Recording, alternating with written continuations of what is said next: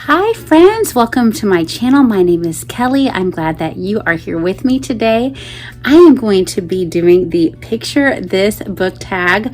I was tagged by Tara Talks Books. She is great, has wonderful content. Please check out her channel. And the originators of this tag are Spreadbook Joy and Shelley Swearingen. They also have wonderful channels that I enjoy watching. Please go subscribe and like their content. Well, the first question in this is Love You Forever by Robert Munsch, I think is how you say his name, and illustrated by Sheila McGraw. And the question is, name a book you imagine you'll love forever. And the first thing that came to my mind is The Secret Garden by Frances Hodgson Burnett. I think I will love that book forever. Oh, you see Creepy Doll in the background? It's actually not a creepy doll. It just kind of looks creepy on camera. I'm in my daughter's room. I just feel like the found family feel of The Secret Garden and just what little Mary Lennox goes through and overcomes, and her cousin and her uncle. I just love it. And her friend Dickens. I just love the whole thing. So Secret Garden will be a book that I imagine I will love forever. The second question is, it's Alexander and the Terrible, Horrible, Very Bad Day by Judith Viorst and illustrated by Cruz. Which books or comforting things do you turn to when you're having a bad day? I love to read mysteries.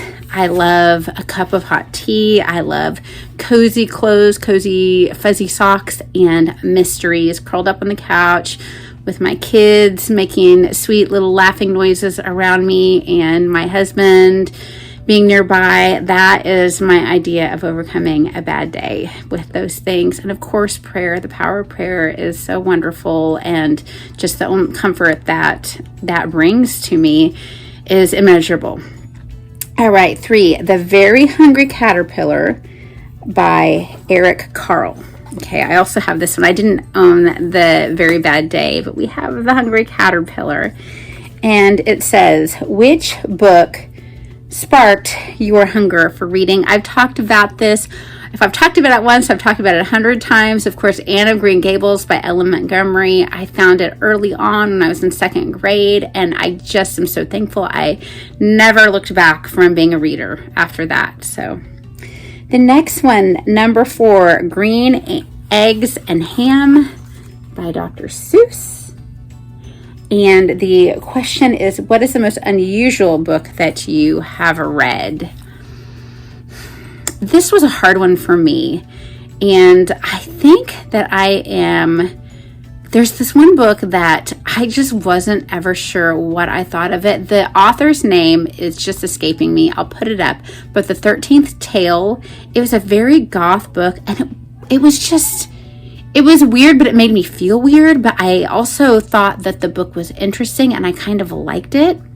So I don't know how to describe it other than that. And I will put a picture up so you can see who the author was. Next, Where the Wild Things Are by Maurice Sendak. I don't have a copy of that one either. Shame on me.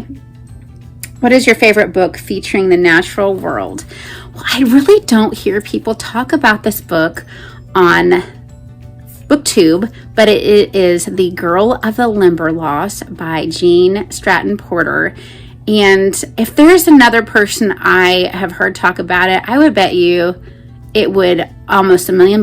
It would be, not that I have $1 million to bet, but it would be Dia from Novel Idea. It seems like she would also love that book, just because we have just very similar tastes in children's literature. I think maybe I may have heard her talk about that one before.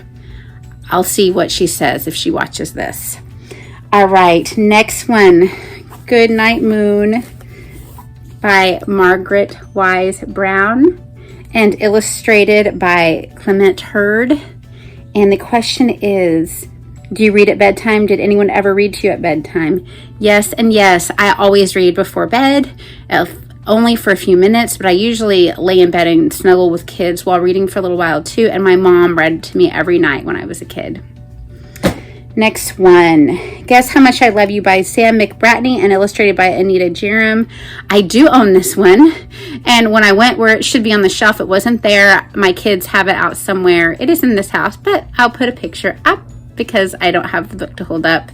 And the question is, Who had the biggest influence on you as a reader? Well, my mother reading to me every night obviously had a huge influence, and I had a third grade teacher named Mrs. Coulter who really had an amazing influence on just my literary taste, because a lot of what she read to me back then I still love.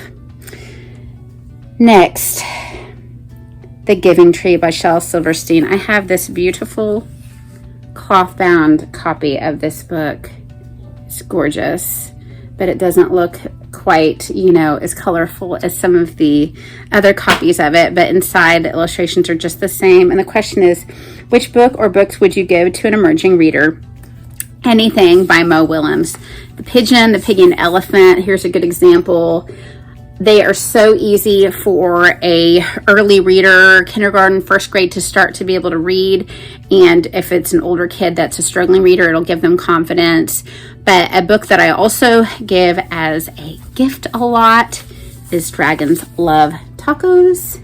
And this book, oh my goodness, it is just so cute. And I love it. It was given to us as a gift when my daughter was a baby. I know lots of people whose kids, this is like their favorite picture book ever. I am going to be tagging Dia at Novel Ideas. Since I already brought her up in this video, I might as well. I know that she raised kiddos, so a lot of these books will be familiar to her, and maybe she can talk about The Girl of Limberlost if she wants to. All right, friends, have a great day. Read a lot. Bye-bye.